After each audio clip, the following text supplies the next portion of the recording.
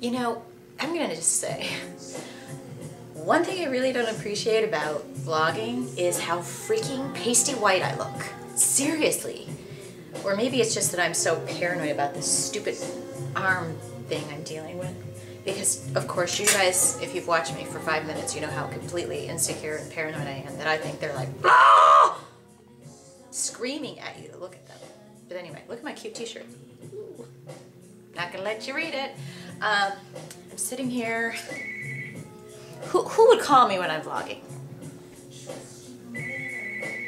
Hold on.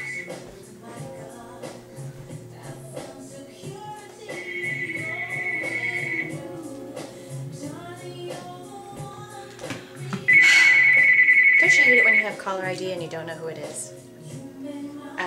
Anyway, so I'm home today. I still have a really bad sore throat.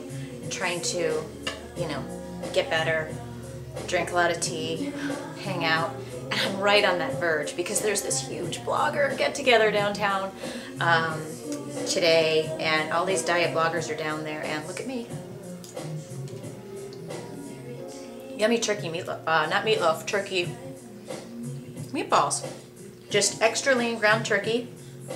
All I did was put seasoning in there, a little bit of breadcrumbs, and oregano, garlic, all that stuff. Cook them, and then my red sauce is really just, I can make a red sauce like that. I was all giada on it, seriously.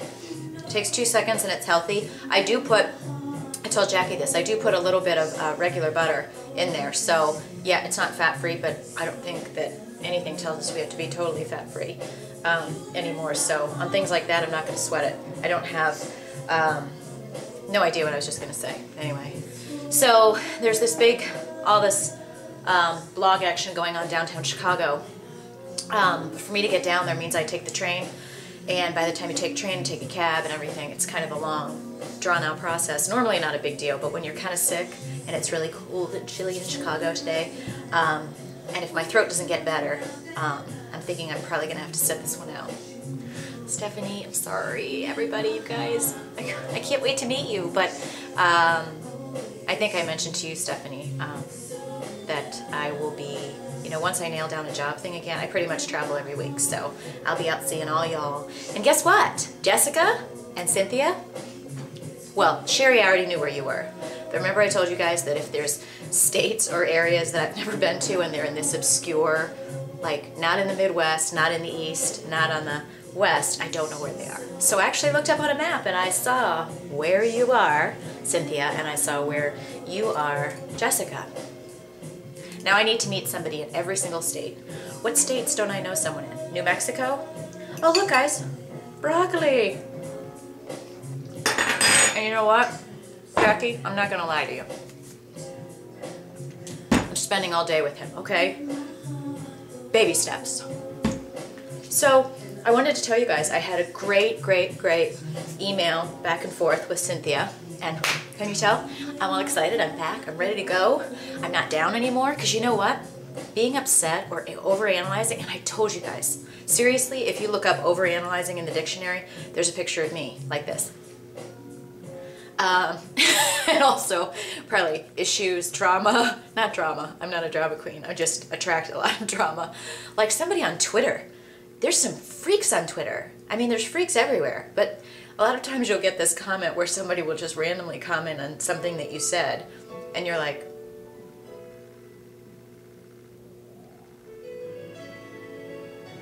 it would be like, I don't even know, it was so completely obscure compared to what I said. It would be like if I said, wow, that's a nice brown shirt. And I was talking to somebody in a store and someone just walked up and said, did you vote for Clinton? Did you vote for Obama? Did you? I'm really going nowhere. All I'm saying is this guy wrote me this comment and all I had said was something about, I don't even know, banana bread. And he started going off to me about like the Dominican Republic and politics, and I wrote back, I'm like, dude, do you need some Starbucks? Because I'm not sure what's going on. Anyway, so I had this great conversation with Cynthia, and you know, we were talking about stuff, and Cynthia's so down to earth, so matter of fact. She's like, it doesn't matter what's in the past. Here's what we're doing, and let's press on. And I've said that to you guys before. You just got to press on. Not that I was thinking about giving up. There were parts of me, and I said that in my blog the other night, where I was like, dang, I feel like giving up sometimes. It's just because it's frustrating.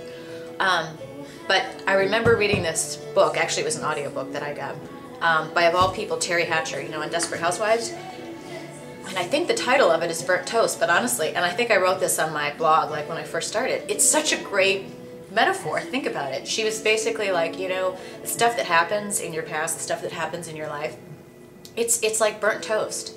Do you sit there when you get burnt toast out of the toaster, which I don't have one in my bag to make my point, but because I don't keep it on the counter, that would be clutter.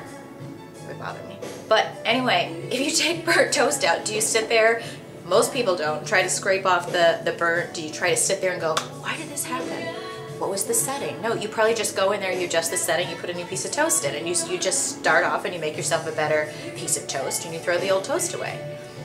This is really a good and a very appropriate way to look at life if you think about it. Look at you know, our fitness goals, our anything. Just look at the bad stuff that happens. Anything you want to talk about, really. Dating, especially dating. There's a lot of burnt pieces of toast that really should be put down the garbage disposal. You know what I mean? And then you just, I'm not going to get that kind of bread anymore. I'm going to shop at a different store. I kind of looked cross-eyed when I just did that. I wasn't trying to. And also, I read in Prevention Magazine last night. Did you guys know that if you have a sore throat, it is best, not best, but it's good cure for a sore throat to, instead of sucking on a cough drop, suck on dark chocolate, because it coats the throat and it has some kind of flavonoid thing in it. Jackie, you can probably comment on that. But how funny is that? Of course, I don't have any chocolate in the house, because if I did, it would not be here that long, so. Anyway, so did you guys like that burnt toast analogy? I really did. Think about it. It's like, you know, I could sit here and get all angry about this year and all the stuff and the medical issues I've been telling you guys about, and be annoyed because I'm frustrated and I'm not as far as I want to be with my progress. But hey, is whining burning any calories? Maybe, but certainly not enough as getting to the gym, pressing on, and doing it. And that's what we're going to do. So I have a sore throat. I'm a little bummed about not making it downtown. I'm hoping maybe I can go there tomorrow. I'm going to take care of myself. I'm going to rest. I'm writing my goals. Are you guys writing your goals? Are you? Are you? Are you writing your goals for each week? Even if they're little things, like me, I can pretty much look in my kitchen here and think about 20 goals. Like fixing the carpet that's right here. I'm not going to show you because it pisses me off. There's a little messed up thing of carpet. I need to replace the carpet up here. I need to touch up the paint right here. I need to touch up paint over there. I need to clean my sink. And these are, cleaning your sink, that's not a goal, but you know, these are all the little things. Do you guys not have things all over your house that you're like, I need to do that, I need to do that, and it never gets done? Write it all out, and then that's what we're going to do. Every week you're going to have little mini goals, and then we're going to add them. So if you add, like, I want to start flossing religiously. I don't want to floss, I just know I have to. Me wanting to floss is like saying, I'd like to go up on my roof and jump off of it. That's about the equal amount of pleasure that's there. But I'm going to do it. So that's going to be like the first goal. So I do that the first week, and then when I've accomplished that, I keep doing that, and then the second week I add to that. So by the end of, you know, 52 weeks, you will have accomplished 52 goals, 52 to-dos, whatever. And it's a lot easier when you get to the end of every week and you know you've accomplished something to get started on whatever you have next week. So start making your list, guys. Start making your goals, thinking big, and we'll all share them to some degree, and we're all gonna rock on. I know I am. And Cynthia, thank you for putting everything in perspective for me, that, you know, what a good time frame that I'll be looking at, that I'll be kind of finishing up my first phase of where I'm going by my birthday. Which, remember everybody, we're all gonna be in Vegas celebrating my 40th birthday.